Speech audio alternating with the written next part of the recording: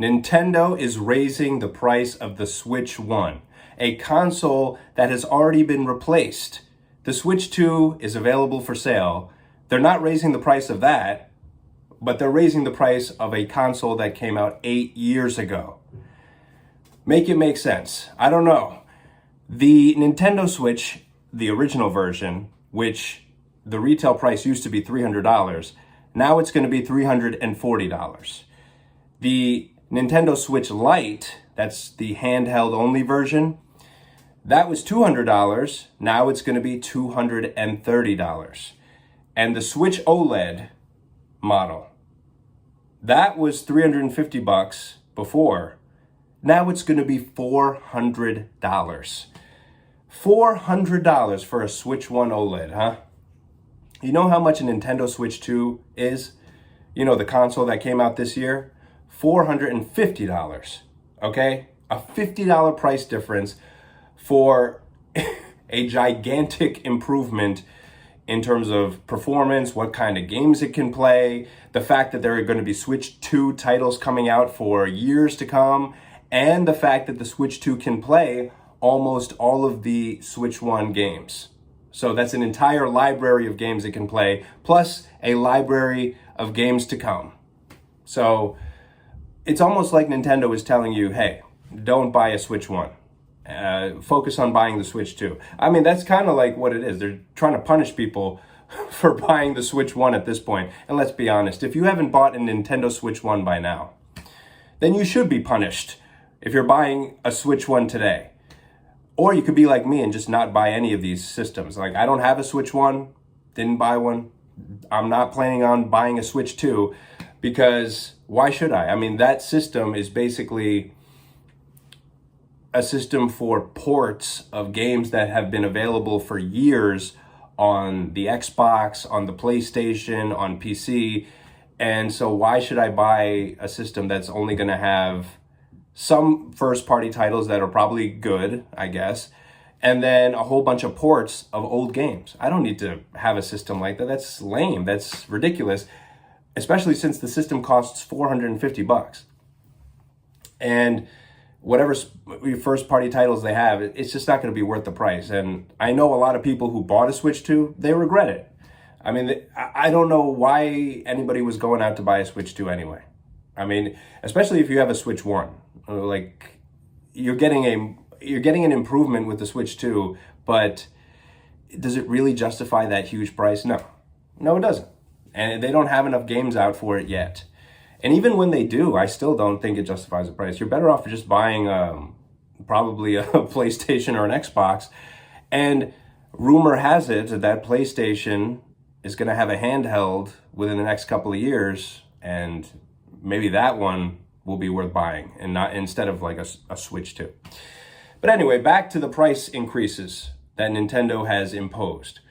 Now, they're not the only ones who have raised prices this year, obviously. Xbox raised the prices of their consoles, but nobody was buying those anyway. And I'm not knocking Microsoft or Xbox. I actually own an Xbox Series X digital edition, and I'm very happy with my purchase. And I have tons of games for it. I love it. It's great. It's great for me. I mean, if I had the choice between buying let's say a $400 Xbox versus a $400 Switch 1 OLED, I'm going with the Xbox, okay? I'm not going with outdated hardware that has games on it that I'm not even interested in playing, to be honest. And, you know, a lot of Switch 1 titles didn't run that well on that system because the hardware was so weak, you know, and those Switch 1 titles that didn't run so well on the original Switch, they now run much better on the Switch 2, which is more of a reason to buy a Switch 2 if you're thinking about buying a Switch at all.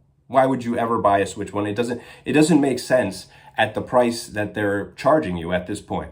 You know, if they drop the price by a considerable amount, then I would recommend, hey, you know, you can go buy an old console, but you have this whole library of games, and the console's cheap. Like, if they sold it for like less than $150, for example, if they sold like a Switch Lite for less than that price, I would recommend that. If you can get a Switch Lite for less than $150, that's pretty cool because you can play a ton of games on that thing, and it's handheld. You can take it wherever you want, and yeah, that would be a good recommendation. But I would never tell someone to buy a Switch Lite for $230. What in the heck? I mean, it's like you can get like an Xbox Series S on sale for not much more than that. Like Black Friday last year, Xbox Series S was $250. Okay, think about that. Now, which one do you want, the Series S or a Switch Lite? Go with the Series S, guys. Come on. This is like, I mean, it's a no-brainer.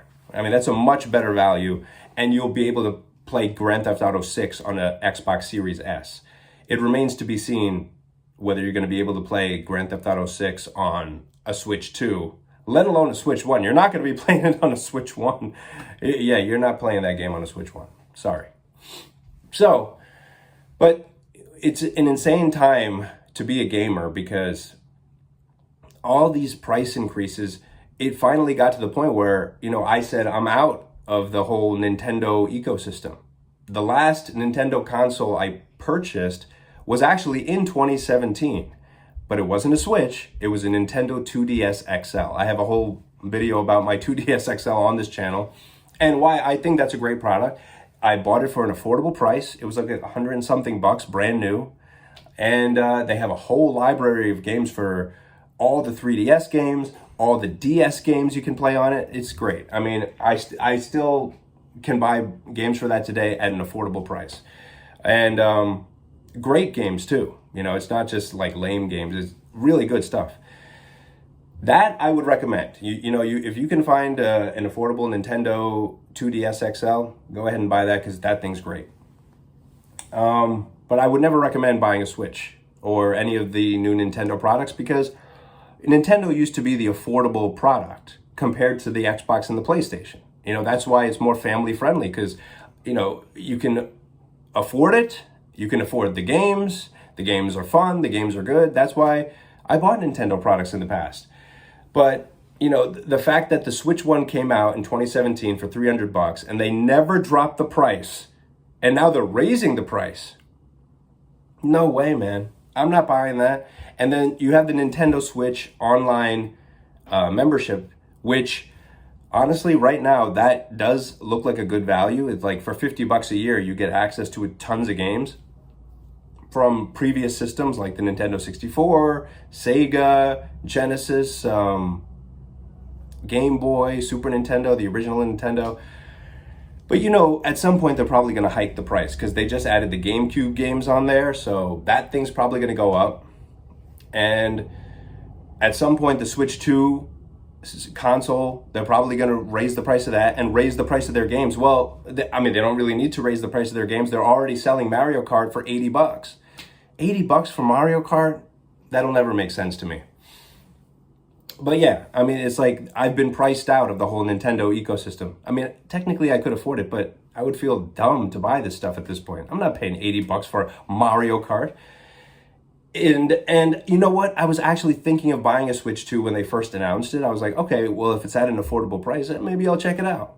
And when they announced what the price was going to be, I said, no way. $450, you can keep that. And you can keep all of your systems going forward unless you put out some type of affordable product, like a retro something, That's why I like the 2DS XL. You could have bought a brand new one in 2017 for $100 and something. See, now that makes sense. That is a friendly price to the consumer. Now the consumer is getting their rear end kicked, okay? That's what's going on here. All the gaming companies, they're doing it in some way. Like, everybody's raising prices. But I would just recommend sticking with whatever console you've got right now. Maybe look at your backlog of games and play those things, or look for sales on games. That's part of the reason I like the Xbox, because there are always sales on their stores and you can buy old games for like nothing. I just recently bought like Doom 64 for less than $5. I bought 3 Doom games for $10 total. That's like tax included. It was only 10 something. 3 Doom games for my Xbox. Old games. Yeah, I would recommend stick to old games that are affordable, okay? Games should not be costing $80. Systems that came out 8 years ago should not be getting price increases that rival the price of the current consoles. A Switch 1 OLED being $400 is lunacy. Thank you for watching.